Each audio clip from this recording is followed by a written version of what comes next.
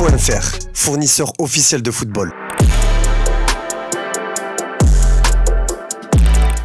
Salut à toutes et à tous et bienvenue dans ce nouveau JT Foot Mercato. Ça y est, les JO 2024 à Paris approchent à très grands pas. Si la cérémonie d'ouverture marque officiellement le début de la quinzaine olympique, l'aventure Paris 2024 commence en réalité dès ce mercredi avec les premières rencontres de rugby à 7 et de football. L'équipe de France olympique masculine comme féminine font leur entrée en lice ce soir à 21h. Les États-Unis pour les hommes et la Colombie pour les femmes. L'objectif est clair pour les deux sélections, minimum la finale, voire la médaille d'or. Ça fait 48 ans depuis les JO 84 de Los Angeles que l'équipe de France de foot n'a pas remporté de médaille. C'est quoi l'objectif? C'est l'or? C'est une médaille? C'est le contenu? C'est quoi pour vous? Non, pour nous, l'objectif, il est clair, c'est la médaille d'or. C'est clair. Merci. Je pense qu'on n'a pas la même atmosphère qu'à Paris, où vraiment, je pense que dans toute la ville, tu sens les JO. Nous, ça va être vraiment autour du stade et bien sûr à notre camp de base et sur notre site d'entraînement, on le sent parce qu'il y a les anneaux olympiques un peu partout et il y a des références aux JO, mais c'est sûr que c'est un peu différent. Le foot, on est un petit peu à part par rapport à ça, mais voilà, on sait que c'est comme ça et ça va pas nous empêcher de tout donner sur le terrain et puis de vivre ces JO de la meilleure des manières. Ouais, c'est sûr que le fait qu'on soit pas à Paris, on est un peu loin des JO par rapport à ça, mais voilà, comme l'a dit Eugénie, la déco nous rappelle tout le temps qu'on est au jeu et voilà, on a pour objectif d'aller loin dans la compétition, donc la finale se fera à Paris, donc c'est l'objectif. Si on veut vraiment ressentir l'atmosphère des Jeux, et on doit atteindre notre objectif qui est d'aller le plus loin possible dans la compétition pour pouvoir jouer à Paris dans la ville des Jeux Olympiques. D'ailleurs, le capitaine Alexandre Lacazette a présenté le maillot que porteront l'équipe de France olympique.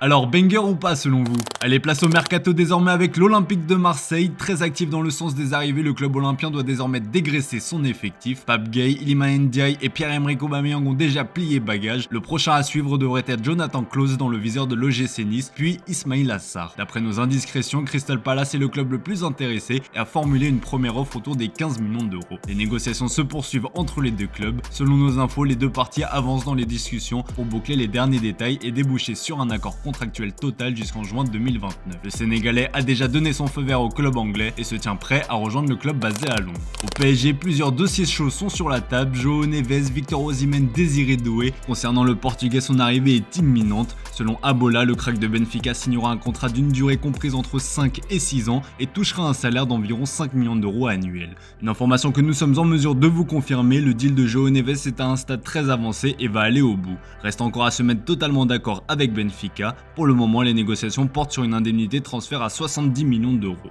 En défense, c'est le phénomène de la Juventus prêté à l'AS Roma la saison dernière, Dean Huijsen, qui est convoité. Le joueur de 19 ans est sur le départ puisqu'il n'a pas été intégré par Thiago Motta pour la tournée de pré-saison. Plusieurs écuries européennes comme le Bayer Leverkusen et le Paris Saint-Germain sont venus au renseignement pour l'attirer dans leur rang. Xabi Alonso a même parlé avec l'entourage du joueur de 19 ans comme nous vous l'avions révélé, alors que l'option parisienne était aussi très sérieuse pour l'international U19 espagnol. Mais à en croire Sky Italia, un nouveau concurrent serait entré dans la course, Stuttgart.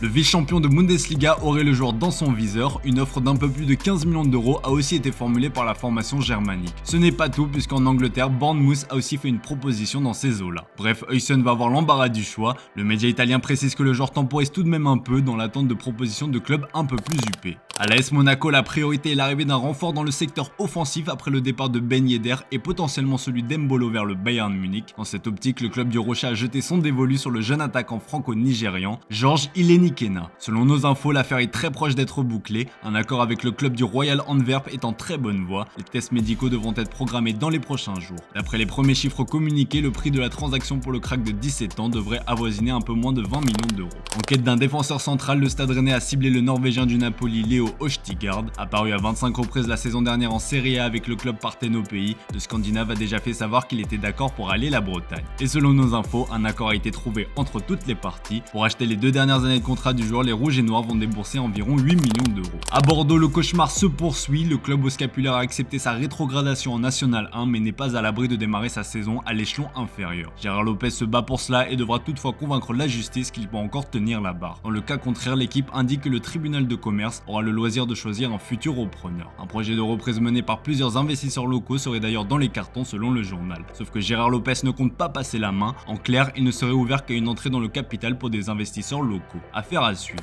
À l'étranger, Nico Williams fait face à un sacré dilemme. La révélation de l'Euro 2024 fait partie des joueurs que tout le monde s'arrache. On vous a d'ailleurs sorti une vidéo sur le crack espagnol sur notre chaîne secondaire qu'on vous invite à aller voir. Annoncé en partance pour le Barça, l'Eli a aussi récemment vu le PSG débarquer dans ce dossier. L'Athletic Bilbao sait que sa star a une préférence pour le club catalan aux dépens des millions du Paris Saint-Germain. On rappelle que la clause libératoire du joueur est de 58 millions d'euros. L'intéressé aurait demandé à son agent de mettre en stand-by toutes les offres sauf celles des Catalans. Mais Bilbao ne veut pas le vendre. Portemundo Deportivo s'accorde pour dire que Nico Williams fait face à une pression énorme, notamment de la part de son club. Après Ernesto Valverde, c'est le capitaine Oscar De Marcos qui est sorti du silence pour convaincre son coéquipier de rester. Mon opinion est que la meilleure chose pour Nico est de continuer à l'Athletic parce qu'il a 22 ans, parce que son entraîneur lui a offert un temps de jeu incroyable et parce qu'il va le garder une année de plus. Tout ce qui brille n'est pas forcément de l'or, a-t-il lâché. Reste à savoir si ce sera suffisant pour le convaincre de rester une saison de plus. Toujours en Espagne, l'Atlético de Madrid prépare un sale coup à Antoine Griezmann. Auteur d'un Euro 2024 catastrophique avec l'équipe de France, le Français a appris une mauvaise nouvelle.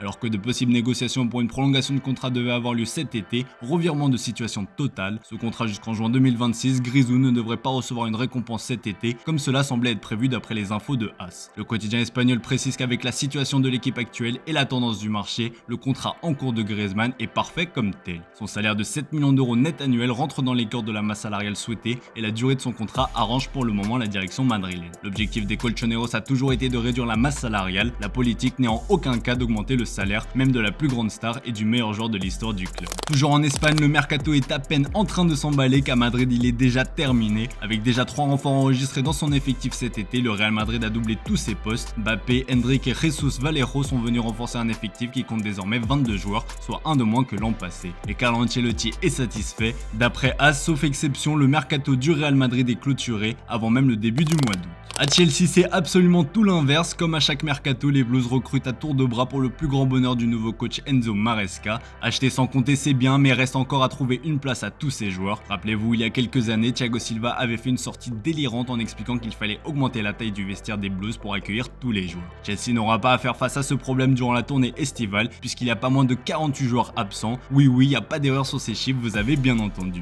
3 d'entre eux sont absents car ils participent aux Jeux Olympiques à Paris. C'est le cas des 2 nouvelles recrues Kelly Mané-Willet et le jeune Gaga Slonina. 5 autres sont encore en vacances car ils ont participé à l'Euro et à la Copa América et les 40 autres font tout simplement partie d'un loft XXL. Très clairement, pour les clubs qui veulent chercher de bonnes opportunités à moindre coût, c'est du côté de Chelsea qu'il faut se pencher. Allez, on passe aux officiels du jour et on commence par une terrible nouvelle pour Ansu Fati. Revenu de son prêt à Brighton, le jeune attaquant espérait enfin pouvoir s'imposer au sein du Barça version Hansi Flick. Malheureusement pour lui, il vient à nouveau de se blesser. Et cette fois, c'est le pied qui est touché. Le joueur ne devrait donc pas participer à la tournée aux États-Unis. Gros coup dur pour l'ancien crack de la Masia qui avait beaucoup à prouver pour se faire une place cette saison. Passé par le Real Madrid et Naples, José Callejon évolue depuis 2022 avec Grenade, dernier de Liga la saison passée et relégué en 2e division. En fin de contrat avec la formation andalouse, le joueur de 37 ans s'est engagé en faveur du FC Marbella jusqu'en juin 2025.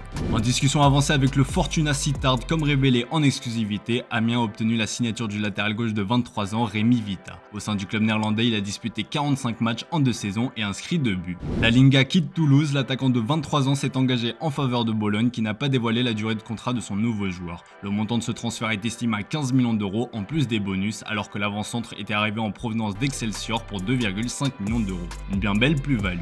Arrivé à l'Olympique de Marseille en 2021 en provenance du Barça, Conrad de la Fuente ne s'est jamais imposé sur la Canebière. Prêté à l'Olympiakos puis à Eibar, l'international américain vient d'être vendu par l'OM en Suisse au Lausanne Sport. Allez, comme d'hab les amis, on se quitte avec l'image du jour et c'est une séquence pour les nostalgiques. Ce jeudi à 2h du matin va avoir lieu la 28e édition du All-Star Game de la MLS, un match de gala qui opposera les étoiles de la Major League Soccer aux stars de la Liga MX. Si le duo Messi-Suarez sera absent, Gignac et Lloris représenteront fièrement les couleurs françaises. Les deux hommes se sont retrouvés, je vous laisse avec ces belles images. Bonne soirée à vous les amis, on se dit à demain pour un nouveau JT sur Foot Mercato.